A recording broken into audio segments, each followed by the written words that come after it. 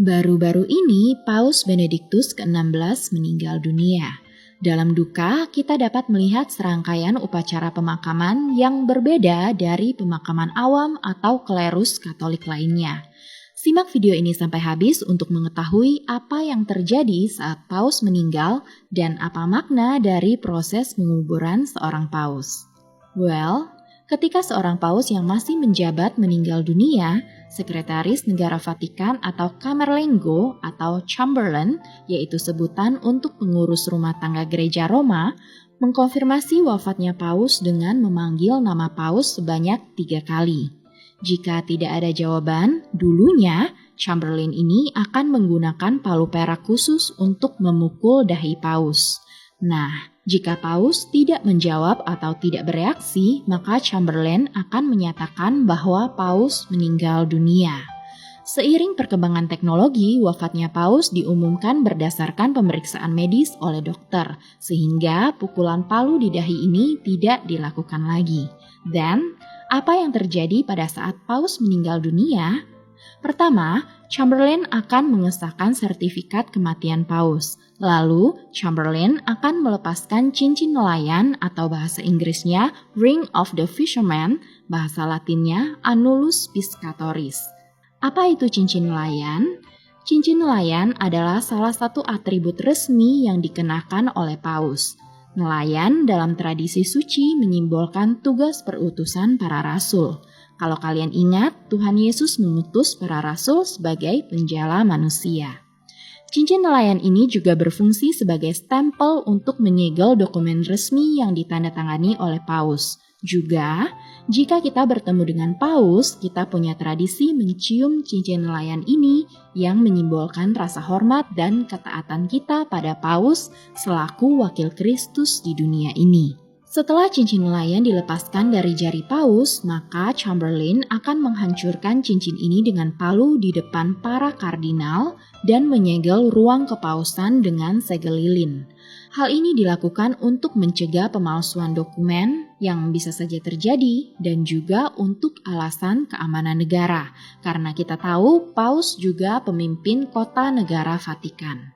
Selain itu, gerbang yang menuju ke Basilika Santo Petrus akan ditutup dan bendera diturunkan menjadi setengah tiang tanda perkabungan.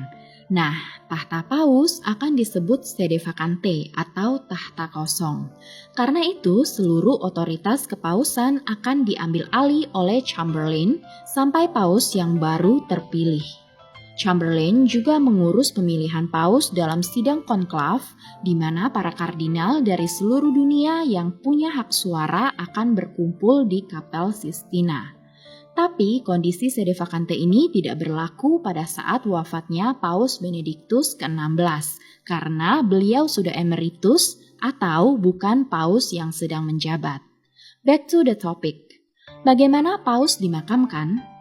Jenazah Paus mengenakan jubah kepausan berwarna merah. Jenazah Paus harus dimakamkan 4-6 hari setelah beliau wafat. Dalam 3-5 hari pertama, jenazah Paus disimpan di dalam Kapel Clementine di dalam Basilika Santo Petrus. Untuk pemakaman akan dilangsungkan di altar utama atau di luar lapangan Basilika Santo Petrus. Menariknya, sebelum misa berlangsung, jenazah Paus ditempatkan di dalam 3 lapisan peti, yaitu peti cemara, peti timah, dan peti elm, yang masing-masing lapisan punya maknanya tersendiri. Peti cemara adalah lapisan terdalam yang terbuat dari cemara. Dalam lapisan ini ditempatkan juga sekantong koin, boleh emas, perak, atau tembaga. Nah, jumlah koin sama dengan jumlah tahun kepausannya. Peti cemara melambangkan bahwa Paus adalah manusia biasa sama seperti kita.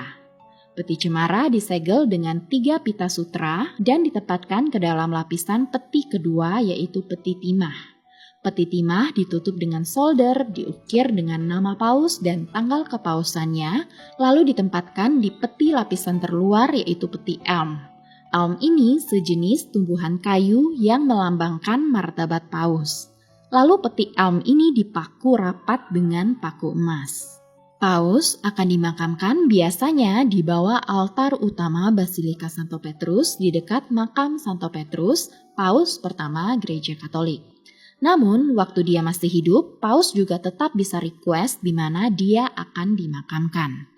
Selain prosesi pemakaman, gereja kita juga punya tradisi untuk mendoakan paus yang meninggal selama 9 hari berturut-turut atau sebutannya Novem Diales. Itulah peristiwa yang terjadi saat seorang paus meninggal dan apa makna dari proses penguburan seorang paus. Thank you for watching guys and God bless you.